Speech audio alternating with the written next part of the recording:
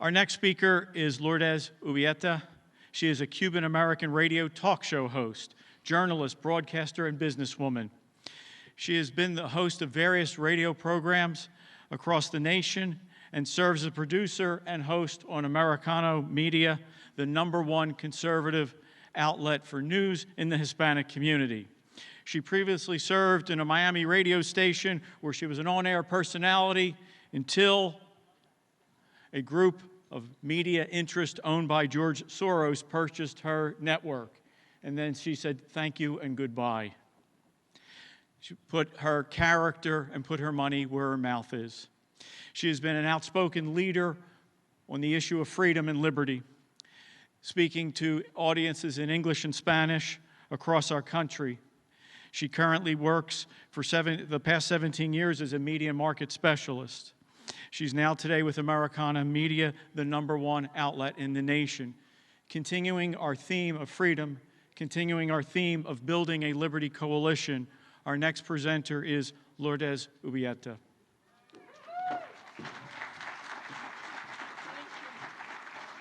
Thank you.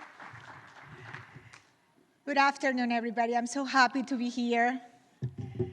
So, I always say that the United States of America is not a dream, it's a miracle. I'm an immigrant. I came here by myself, Hispanic. I have survived not once but twice socialism. I was born in Venezuela to Cuban exiled parents. So today I'm here because I want to speak to you about Hispanics voters and what are we going to do for them to understand that, as Ronald Reagan says, Hispanics are conservatives. They just don't know it yet. So we are going to go there. We have some numbers to share. So if you allow me, I'm going to read some notes that I have here. There can be no doubt Hispanics are voting in greater numbers for Republican candidates. In 2020, number 45, President Trump, support among Hispanics voters jumped 10% nationally to 38% from 28% in 2018. The result of last year's midterm elections show that this trend is continuing. The Hispanic vote for Republican candidates in the House reached 39%, the highest levels in 1978, and 10 points higher than in 2018. Moreover, in key states, Republicans performed exceptionally well with Hispanics voters. In my home state, the free state of Florida, Governor DeSantis and Senator Rubio won the majority of the Hispanic vote. They didn't win only the Cuban vote in Miami-Dade, but also the Puerto Rican vote in Osceola County. In North Carolina, Congressman Ted Budd won 46% of the Hispanic voter in his successful bid for the Senate, and even in Arizona, while Blake Masters ended up not winning his race for the Senate, he received 40% of the Hispanic vote, a few points higher than what President Trump got in 2020, and 10 points higher than what Martha McSally received in 2018. Sorry, this is what 50 looks. I have to be right, if you know what that means. My friends, we really shouldn't be surprised about these numbers. You see, Hispanics, as I was telling you before, as Ronald Reagan said, or used to say, Hispanics are Republican, they just don't know it yet. Now, the Gipper didn't mean this is a condescending way. He just recognized that Hispanics are people of faith who cherish the family and are hardworking. He knew Hispanics love America and believe deeply in the American dream. He also wanted to say that if we engage Hispanics consistently and directly in their communities, they will support and embrace conservative candidates and conservative causes. Hispanics are already turning away from the Democratic Party because, like other Americans, they are concerned that the socialist policies that the Democratic Party has embraced is making them putter and putter at risk the American dream. Moreover, they are disgusted with the woke cultural agenda that the Democrats keep trying to impose to the American people, and no, we are not going to let them do that, do we? Just consider, my fellow Americans, last year's, this is a very hard word to pronounce in English, gubernatorial. I tried to do it my election in Virginia, when Democrat candidate, Terry McAuliffe, I tried to pronounce this properly, he said that he didn't think parents should be telling schools what they should teach. Hispanics turned on him, and what did we do? The majority of them ended up voting for now Governor Glenn Youngkin. That's what happens. Hispanics recognize in some of these Democrat policies the socialist philosophy which prevails in many of the countries they came from, and which motivate them or their parents or grandparents to migrate to America in the first place.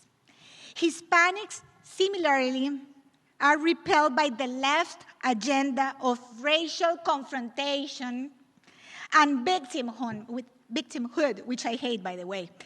They are coming here seeking the American dream and don't buy the left's lie that our country's institution and culture is racist.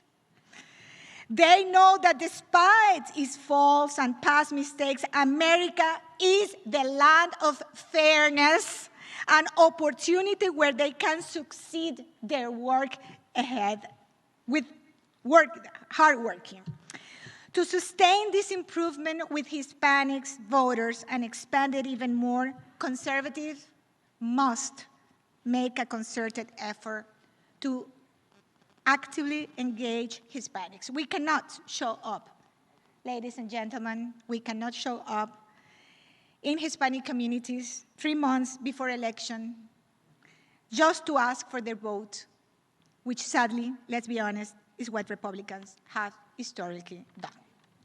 We must have a permanent and continuous presence in the community to gain the trust of voters. We should continuously work with local leaders and like-minded organizations, such as churches, to engage people at the grassroots level to promote conservative ideas and values. With a strong footprint in the community when election year comes around, we will be able to more effectively turn out Hispanic voters in our favor. We will not only have grown our Hispanic voter base, but also our cadre of local volunteers. And considering, listen to this, considering the election laws that Democrats has put in place to game the system, we are going to have to step up our efforts to connect with voters. It's useless to complain about these election laws if we haven't been able to change them. We are going to have to learn to beat the Democrats in their own game. So in a state where early voting is allowed, or seems to be allowed, I'm going to rephrase this part. So in a state where early voting is allowed, it is absolutely essential that we engage the Hispanic electorate early on. And in states like Pennsylvania, where mail-in voting is allowed and even encouraged, and where voter harvesting is legal and commonplace, then we are going to have to do our own voter harvesting. Another essential way to connect with Hispanic is through Spanish language media. Quiero saludar a la audiencia de Americano. We are transmitting live right now in Tampa, Orlando, Jacksonville, Miami, Palm Beach, and the Keys in Florida. Gran saludo a la audiencia de Americano Radio Libre. Somos americanos, somos libres. Another essential way to connect with Hispanics is through Spanish language media. Consider that the majority of Hispanics moving to the GOP are English-speaking. These are people who have assimilated and with time are starting to think and vote like average Americans. Many are conservative, but many others are independent and are now swing voters. However, with Hispanics who prefer to speak Spanish at home, which represent a third of the total Hispanic electorate, Republicans are still lagging behind by as much as 40 points, according to a recent polling. It is evident that we have much work to do to engage those Spanish-speaking people. It's crucial that Republicans work to have a bigger presence in Hispanic media. Don't be afraid if you don't speak Spanish. They will often dub the interviews or a host will explain in Spanish what was said. It is also very useful to recruit Spanish-speaking spokespeople that can represent Republican officials or candidates in Hispanic media. While this is all true, it is still important that we engage with these media outlets to get visibility. Today, however, I come with good news for you. Since last year, we finally have an alternative in Spanish. Americano Media might network the first ever Spanish language news network in the nation that will allow conservative voices to be heard, providing conservative analysis and opinion daily. Americano, in fact, is already becoming a bridge for conservative leaders into the Hispanic community, and we are just 1 year old. Americano is a multimedia news network. We provide video programming on all the major digital platforms like Amazon and Roku, and have already begun our expansion into all the major US markets on radio. We already covered the entire state of Florida with terrestrial radio stations in Miami, Orlando, Tampa, and Jacksonville, and next week, we'll begin broadcasting our signal in Bakersfield, California. By the end of the year, we will be in at least 15 key Hispanic markets from coast to coast in the United States, but probably many more. And I'm happy to report, and this is a great news that I just came to me from Americano. I'm so happy to report that we are already working to syndicate our content in 2 or 3 stations right here in Pennsylvania. Let me tell you that in Americano, we celebrate the foundational principles of our republic, the Judeo-Christian roots of our civilization, and the free enterprise system of our country. We defend freedom, the dignity of the human person, and the inalienable rights of each citizen. Moreover, we promote patriotism, recognize that real inclusion and unity is achieved when our citizens come together despite their difference through our shared American identity and values. It's evident that a free speech imbalance currently exists in Spanish language media. Conservative voices are regularly excluded or marginalized.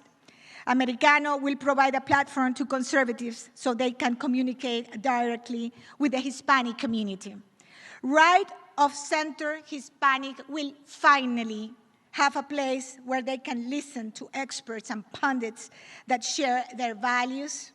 But let me be clear, through our programming, we seek to engage all Hispanics, regardless of their political views. We want to connect especially with working Hispanics, taking up those matters that affect their lives and families. My fellow Americans, we're in the midst of a civilization struggle.